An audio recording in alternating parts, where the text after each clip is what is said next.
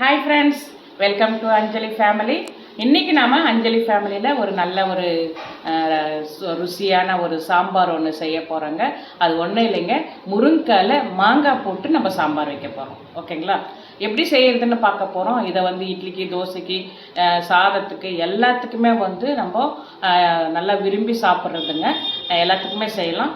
வாங்க எப்படி செய்கிறதுன்னு பார்க்கலாம். அதுக்கு முன்னாடி நம்ம சேனலை சப்ஸ்கிரைப் பண்ணாதவங்களாம் சப்ஸ்கிரைப் பண்ணுங்கள்.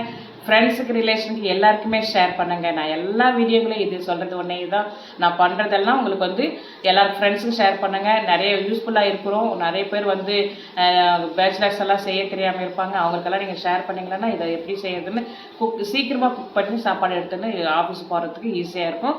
வாங்க எப்படி செய்யறதுன்னு பார்க்கலாம். நான் இப்போ வந்து கொஞ்சம் துவரம் பருப்பும் கொஞ்சம் பாசிப்பருப்பும் எடுத்திருக்கேன். ஏன் பாசிப்பருப்பை சேர்க்குறேன் அப்படின்னாக்கா, குழம்பு வந்து கொஞ்சம் நல்லா திக்னஸ் வரும், நல்லா டேஸ்ட் வரும். அதனால தான் கொஞ்சம் பாசிப்பருப்பும் கொஞ்சம் துவரம் பருப்பும் சேர்த்து கழுவி குக்கரில் வச்சுட்டேன். அது வெந்துன்னு இருக்குது.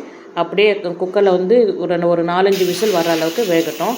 இப்போ வந்து நான் சின்ன வெங்காயத்தை கொஞ்சம் உரித்து வச்சுருக்கேன், கொஞ்சம் பூண்டை வந்து உரித்து வச்சுருக்கேன், 2 தக்காளி எடுத்து வச்சுருக்கேன். இப்போ நம்ம இதை வந்து கட் பண்ணி எடுத்து வச்சுக்கலாம். நான் வந்து பெரிய வெங்காயம் சேர்க்கல, இப்போ சாம்பார்ன்றதுனால நான் வந்து சின்ன வெங்காயம் தான் சேர்த்துருக்கேன். இப்போது குக்கர் வந்து விசில் வந்துருச்சு. இப்போது இதை பருப்பை நம்ம எடுத்து வச்சிடலாம். பருப்பை எடுத்து ஒரு தட்டில் வச்சிடலாம்.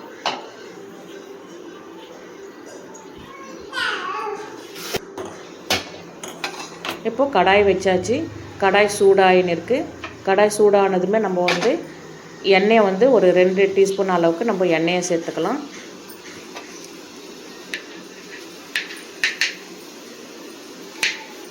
அதுக்கு முன்னாடி நம்ம வந்து வெங்காயத்தை சின்ன சின்ன பீஸாக வந்து நம்ம கட் பண்ணிக்கலாம். கடாய் சூடாயினே இருக்கட்டும். நம்ம வந்து இந்த மாதிரி ஒரு ஒரு ஒரு சின்ன வெங்காயத்தை 2 பீஸாக கட் பண்ணிக்கலாம். அப்போ தான் வந்து சீக்கிரமாக வந்து வதங்கும். அதனால தான் நம்ம இது இப்படி கட் பண்ணி வச்சுக்கலாம். இப்போது கடாய் சூடாயிடுச்சு. ஒரு 2 டீஸ்பூன் அளவுக்கு எண்ணெயை சேர்த்துக்கலாம்.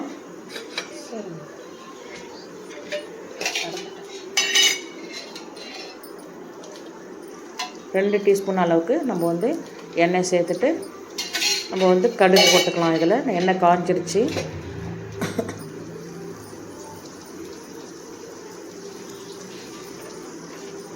எண்ணெய் கொஞ்சம் சூடாக இருக்குது. கொஞ்சமாக வந்து நம்ம ஒரு 1/4 டீஸ்பூன் அளவுக்கு கடுகு சேர்த்துக்கலாம். கடுகு பொரிஞ்சின்னு இருக்குது. கடுகு பொரிஞ்சதுமே நம்ம வந்து இப்போது சின்ன வெங்காயத்தை சேர்த்துக்கலாம். கடுகு நல்லா பொரிஞ்சு, எல்லா கடுகுமே நல்லா பொரியணுங்க. இல்லைன்னா அப்படியே இது நசுன்னு இருக்கும். நம்ம இப்போ வந்து வெங்காயத்தை சேர்த்துக்கணும். வெங்காயம் நல்லா வதங்கட்டும். கட் பண்ணி வச்சுருக்கிற வெங்காயத்தை நம்ம சேர்த்துக்கணும். கறிவேப்பிலையும் கூடவே சேர்த்துக்கணும். நல்லா இப்போ வெங்காயம் வந்து நல்லா வாங்கணும். கூடவே வந்து பூண்டையும் நம்ம சேர்த்தாச்சு. பாருங்கள், இப்போது நல்லா வதங்கட்டுன்னு விடலாம். கொஞ்சம் நல்லா பொன்னிறமாக ஆகிற வரைக்கும் வெங்காயம் வந்து நல்லா வதங்கணும். நல்லா வதங்கட்டும். ரொம்ப ஈஸியானதாங்க, சீக்கிரமாக செஞ்சிடலாம். நம்ம இப்போ வந்து 2 தக்காளி எடுத்து வச்சுருக்கோம். 2 தக்காளியையும் நம்ம கட் பண்ணி வச்சுக்கலாம்.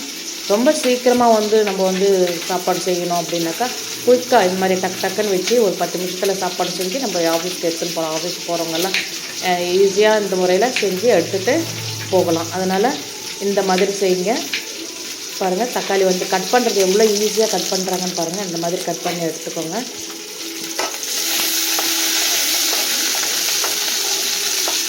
வெங்காயம் நல்லா வதங்கியாச்சு. இப்போ நம்ம கட் பண்ணி வச்சுருக்கிற தக்காளியையும் சேர்த்துக்கலாம். இன்னும் கொஞ்சம் கூட பொன்னிறமாக வரட்டும் வெங்காயம்.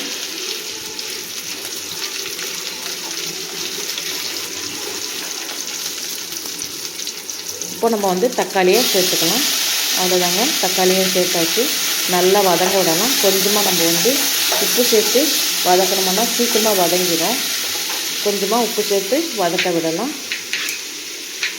முருங்காயை வந்து நான் வந்து 2 முருங்காய் எடுத்திருக்கேன். இது பாருங்கள், இந்த மாதிரி பீஸாக கட் பண்ணி எடுத்து வச்சுக்கலாம். இந்த மாதிரி கட் பண்ணிக்கலாம். அவ்வளோதான். ஈஸியாக வந்து மேலே இருக்கிற தோலெல்லாம் லைட்டாக நம்ம எடுத்தோம்னா இன்னும் கொஞ்சம் வந்து முருங்கைக்காய் வந்து சாப்பிட்றதுக்கு நல்லா சாஃப்டாக இருக்கும். அந்த மேலே இருக்கிற தோலெல்லாம் எடுத்துட்டோம்னா, அதனால தான் மேலே இருக்கிற தோலை இப்படி எடுத்துட்டு இந்த மாதிரி கட் பண்ணி போட்டுக்கலாம்.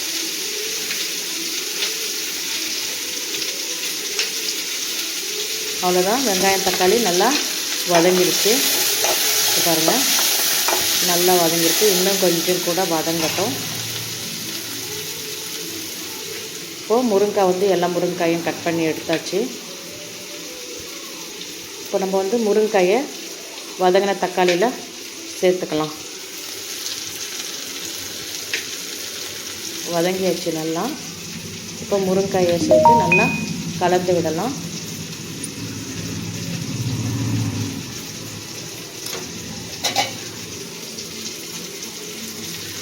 அவ்வளோதான். வெங்காயம் தக்காளி நல்லா வதங்கிடுச்சு. கூடவே நம்ம மாங்காயும் கட் பண்ணி வச்சுக்கலாம். பாருங்கள், நான் வந்து ஒரு மாங்காய் எடுத்து அதில் பாதி தான் நான் கட் பண்ணி எடுத்துக்குவேன். முழுசாக கூட போட மாட்டேன். பாதி மாங்காய் போதும். இந்த மாதிரி கட் பண்ணி எடுத்துக்கலாம். அவ்வளோதாங்க. இந்த மாதிரி கட் பண்ணி எடுத்து வச்சுக்கலாம். அவ்வளோதான். இப்போ வந்து வெங்காயம் தக்காளி வதங்கிடுச்சு. இப்போ கூடவே வந்து எல்லாத்தையுமே நம்ம சேர்த்து வேக வைக்க போகிறோம்.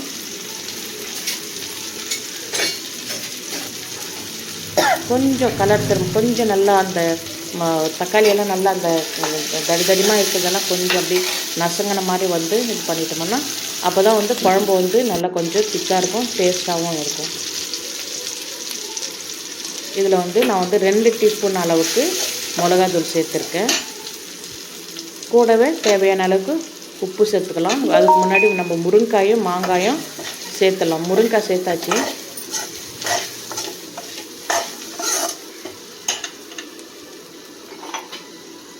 முருங்கைக்காய் நல்லா அந்த இது மசாலாவோட நல்லா வதங்கட்டும்.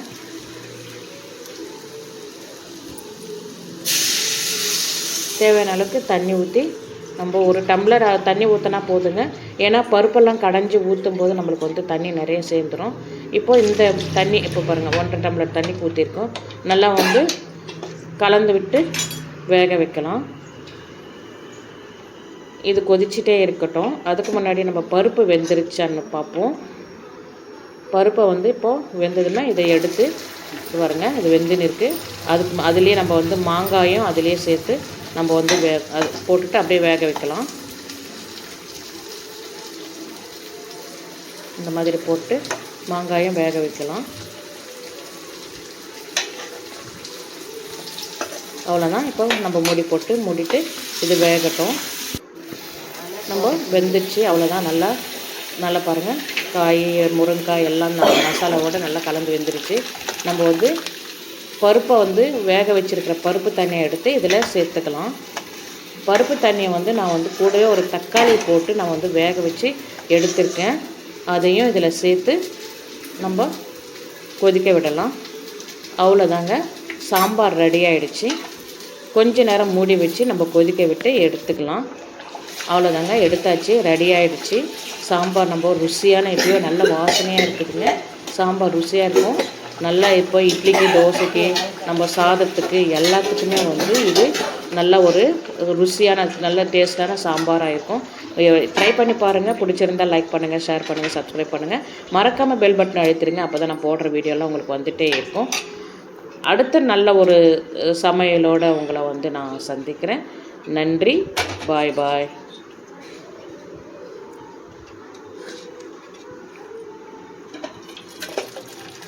அவ்வளோதாங்க, ஒரு கிண்ணத்தில் எடுத்து வச்சாச்சு. சாம்பார் ரெடி.